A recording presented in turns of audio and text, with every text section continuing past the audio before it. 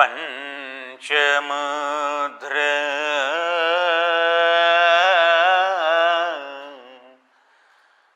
five mudras. Mahamudra, Kechari Mudra, Kechari Mudra, keeping the tongue always into the upper palate. Mahamudra, Mahamudra, and always locking. So, Jalandhara Bandhana, Uddhiyana Bandhana, and Ashwini, Moola Bandhana, called Mahabandhana.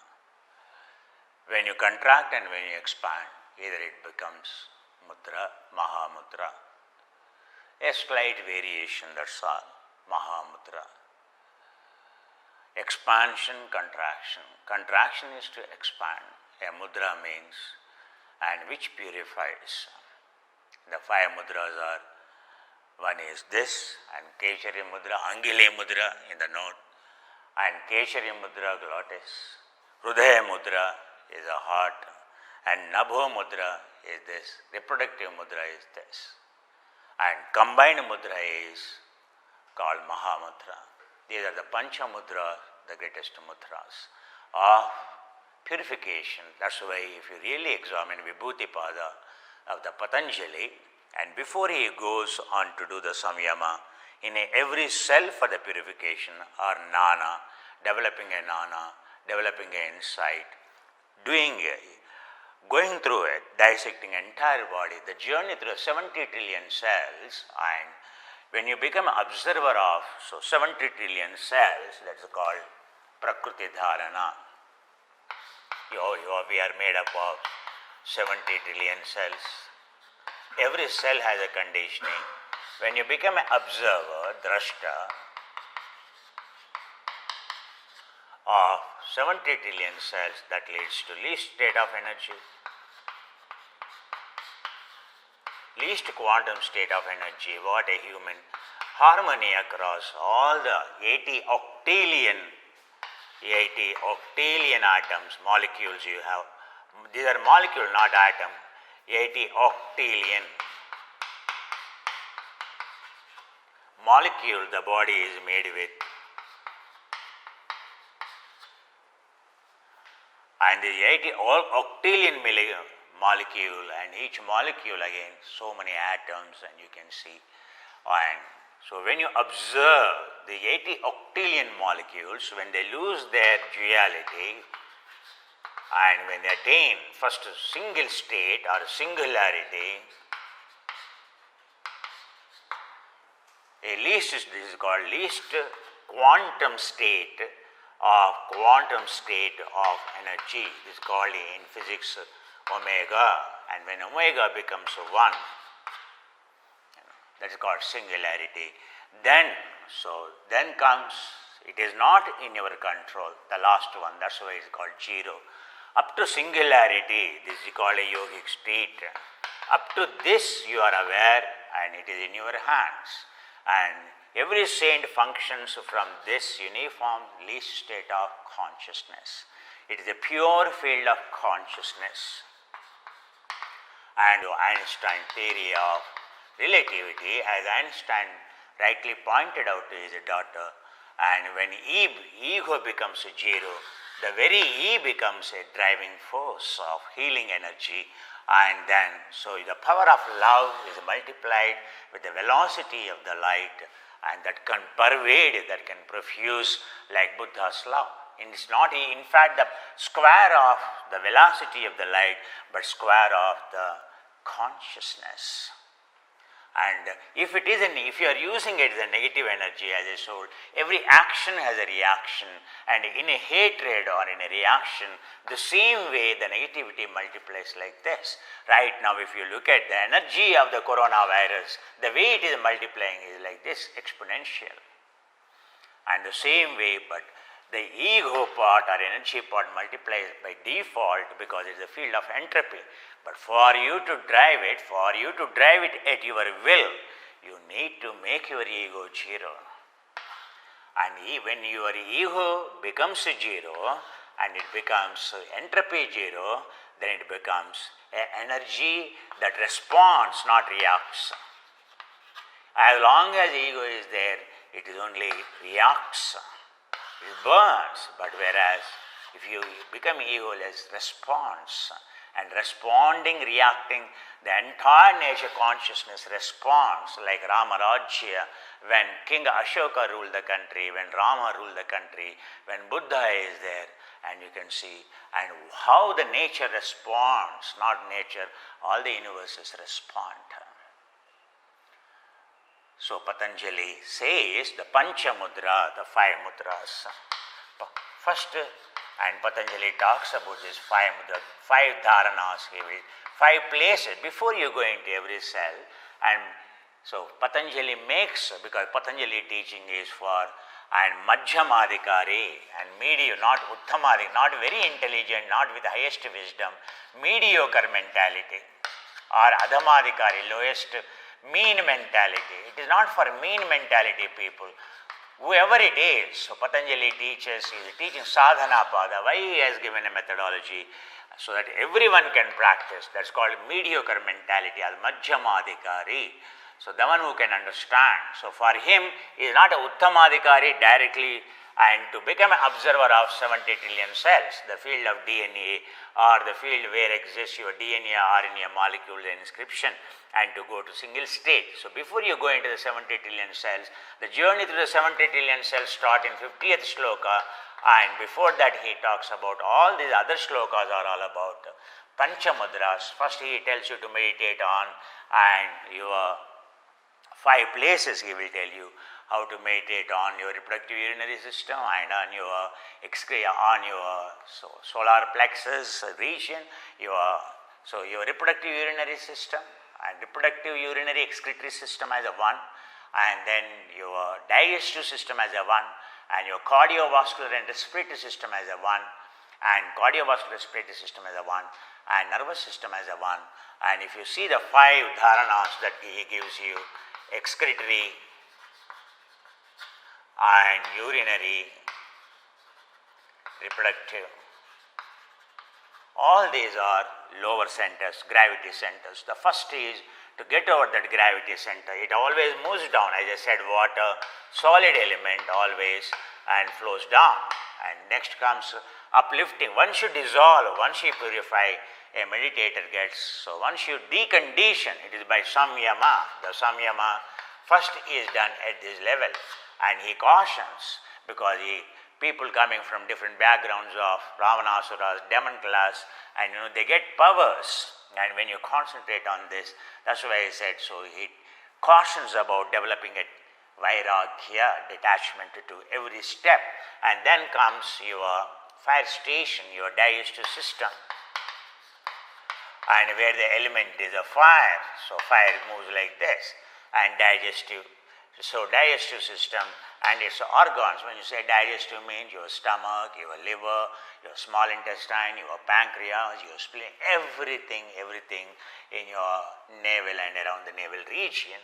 And then comes the third system is called your cardiorespiratory system. So lungs absorb the oxygen, and then so heart pumps. If the lungs are compressor, and so your heart is so pipeline that takes the compressor air everywhere. So digestive, they are the pipes. So cardio respiratory system, anahata you call, and this you call manipura or solar plexus, and this is called epigastric hypogastric plexus. Epigastric hypogastric plexus are called swadhisthana and Mooladhara. Swadhisthana and Mooladhara, in those days the systems, the body system, what you are made up of, these systems, evolutionary. First these systems, entire life is of this, and next the life is of this, the next life is of cardiorespiratory system, and the next life is, the fourth one is called, and so 1, 2, 3, and Vishuddhi, and cranial nervous system.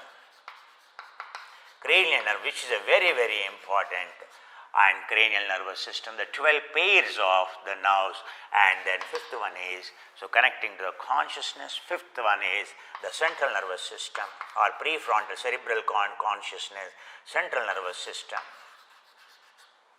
and central nervous system. So these are called, and meditating on these five or exercising on these five, entire goal of yoga is Hatha yoga you take, so your postures start from excretory, and in sitting down postures, in prawn postures, digestive system, in supine postures, your cardiorespiratory system, and inverted postures, inversions when you do cranial nervous system. The way you do postures in a classical series of asanas, asanas in classical series are first preparing the body, preparing the entire spine because that connects to all the systems. First postures, Charanadasa Varga. There is a saint called Charanadasa, the great yoga, and Charanadasa text, no one talks about Charanadasa, is the first person who has given the methodology of doing asanas before even a Kurantaka. The Charanadasa Varga, the Charanadasa classifies the way to do asanas in terms of grouping. These are called standing. So standing postures, all postures of standing varga. So Vrikshtalasana varga, Vrikshasana varga, all these Talasana, palm tree, Vrikshasana, tree varga, and all the triangular postures, all the postures comes under the first class of the postures. Very systematically you go in this. The second class of the postures are called sitting down postures. Sitting down postures. And all the sitting down postures mean legs extended, legs crossed, and you will have a sagittal plane, and you have an axial plane, and you have a rotational plane, and you have a frontal plane stretches. In everywhere you will have these three, and the planes working in three planes, and sagittal plane and frontal plane, and then you work in and transverse plane. Entire yoga is involving all the three, sagittal plane, frontal plane, transient standing postures, and then again sitting posture, three levels you involve, and then the third level when you come down, and it comes to prawn postures, and in between, and you can't go directly from standing to sitting, so transition postures, and prepare upavinyasas, again upavinyasas, and everywhere, and then comes fourth one is transition prawn postures. From prawn postures you go into supine postures. This is a northern classification of the postures, and supine posture, lying down on the back, lying down on the front postures, lying down on the back postures, supine postures, and then comes the fifth class is called inversions.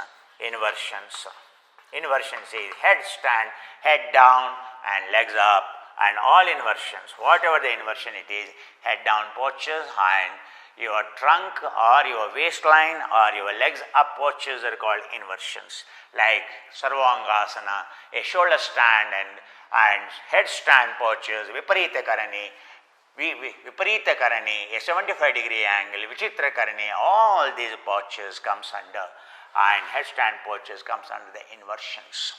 So there is a systematic way of doing, these are called 5 mudras.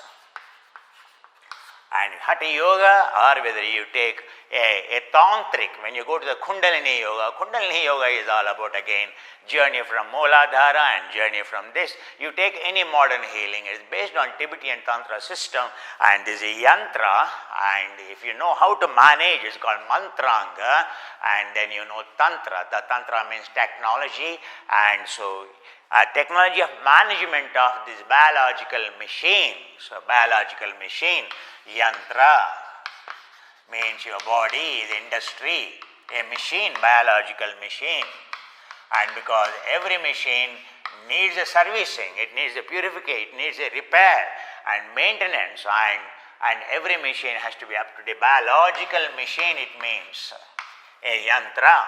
And mantra means mantranga, management, mantra by sound of silence, and by management. Mantranga means management. Right now you have absolutely no knowledge about the management of your machine at all.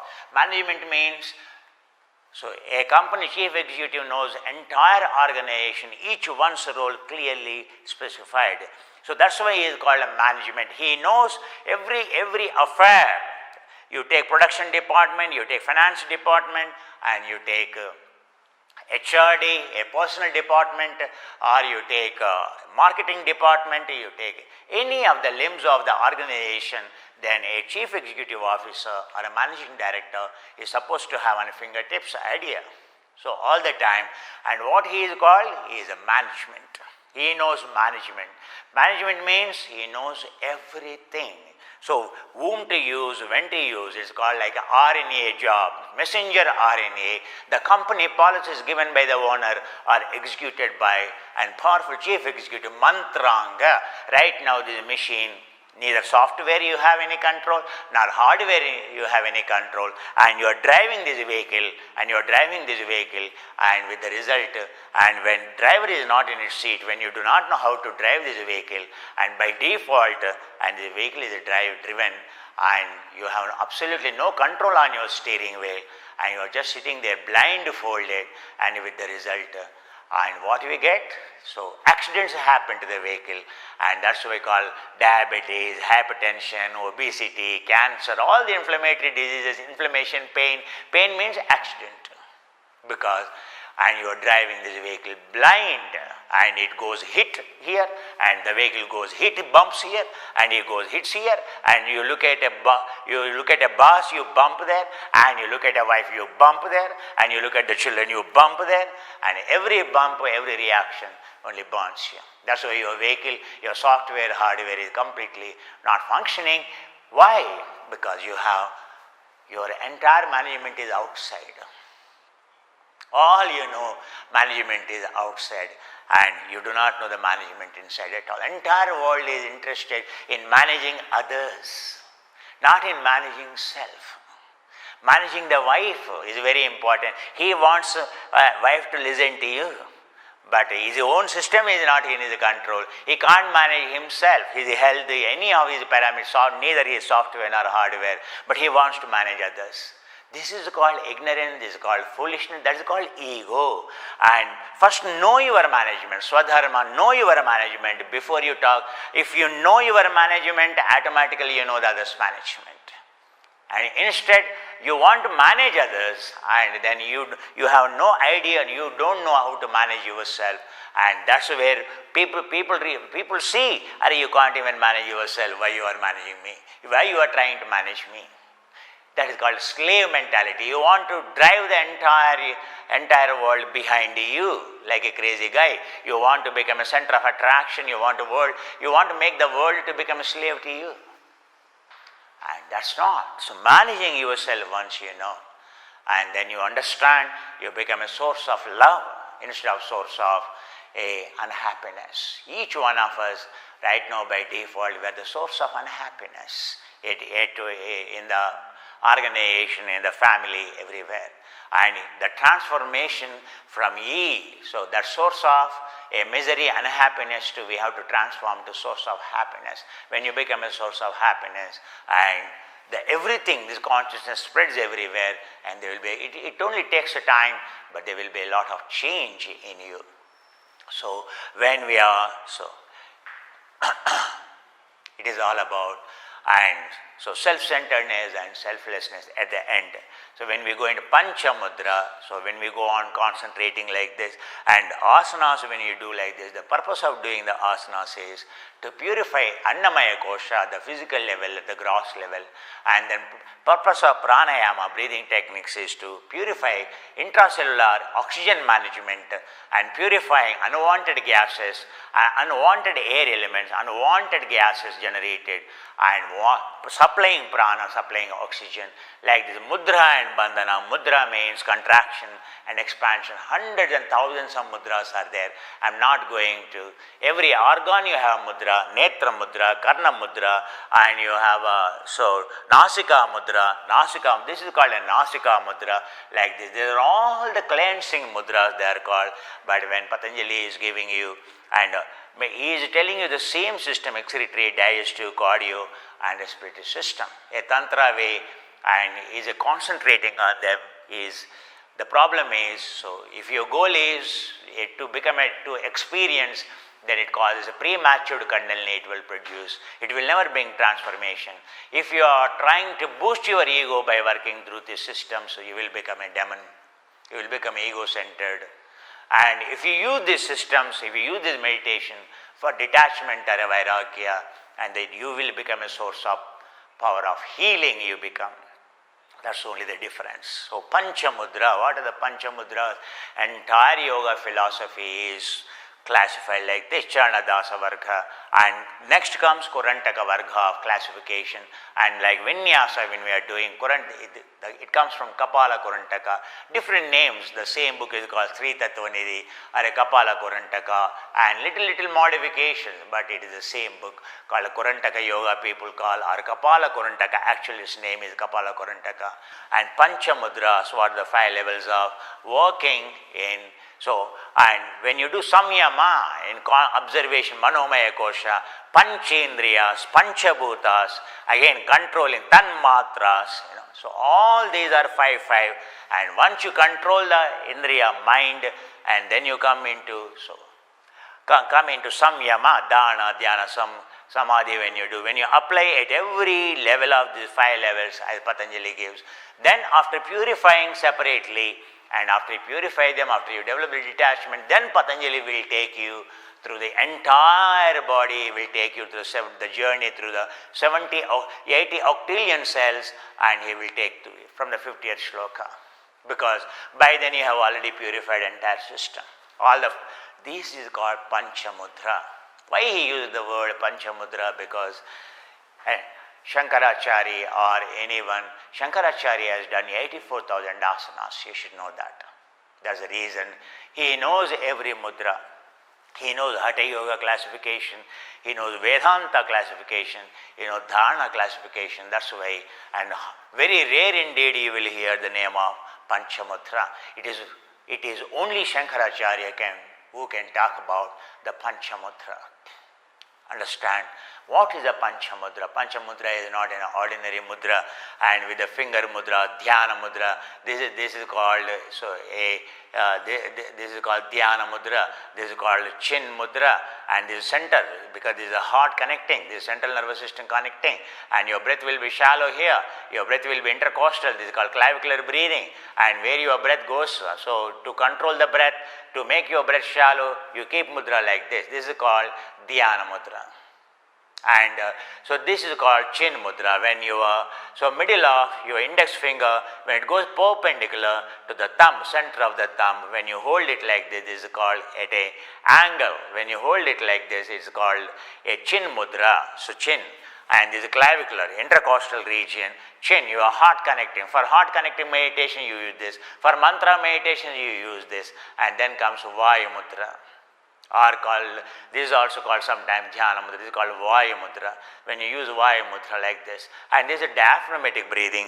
Those who meditate on the navel center, so the mudra is this. When you meditate on the heart center, the mudra is this. When you meditate on the Bhru Madhya and above centers, the meditation is this. So for each one of them, so in Hatha Yoga classification, the mudra which you practice in dhyana is different. For example, you are observing just natural breath, there is no mudra. It is called like Buddha's mudra. They are called Bhuchara mudras, just keeping your hands like this. And so a saint sits like this, and this is called, you will see in Thailand and in Myanmar and in Theravada tradition, they sit like this, Bhuchara mudra, it is called, or this is called Dhyana mudra. So just joining, your thumbs joining together and your right hand in the left hand. And if you go into the Mahakashyapa, for the Tibetan traditions, for the male, it is the right hand down and left hand up. For the female, left hand down, right hand up. We don't have to go into those intricacies of that. And these are the mudras. So this is also a dhyana mudra. But your fingers never be stretched like this. You can see poster boy or poster girl postures in magazines, you will see, and sitting like this. It can never be a meditation, because you can see the tension in your fingers, etc. It is a foolishness to show meditation like this. Meditation is a totally relaxed state, and shoulders dropped in very easily, chest into the front, and your entire body is flowing free and no tension whatsoever anywhere in your body. Whatever the mudra you are in, the first criteria of the posture is it is stable and it should be comfortable, totally it is relaxed. If even air comes and hits you, you should be able to fall down. No resistance at all. Your body should not offer any resistance, and if someone touches you, should fall down. That effortless your posture should be, and then only your meditation becomes effortless. Many people sit as if they are sitting like a rock, as if they are sitting like a mountain, and in the meditation you should sit like a plant. Mruchutvam shushka vrukshava angana samatam vidva same brahmani liyate asanam na shushka vrukshavat mruchutvam angana. Yajnavalkya explaining his wife Maitreyi, hey my dear wife, the posture is not like people think. It is like a dry tree, and the tree which has no life, a big tree, a maple tree, and which died, which stands tall in the sky, and it stands like a dry tree. A posture in the meditation is like a dry tree. It is like a soft mruchutva sarvangana. Softness everywhere in the body, and body is like a plant, like a small sprout when it comes out. When it goes on to become a plant, you can see every part of the plant has a flexibility, softness, and it can bend. Because to mend the mind, and there is no resistance in the body at all. It is then only your mind can flow easily in the body. That is the first reason. If the body is like a rigid, if you need a dry log, a dry log, if you have to bring a wooden log, a dry log you have to bring and you have to cut it. You see, you need a very powerful hacksaw blade, or a powerful saw you need, or axe you need. But to cut your zucchini or a cucumber and a water gourd or a bottle gourd, and you don't need axe, you don't need a hacksaw, you just need soft knife. Understand? So entire training of the body is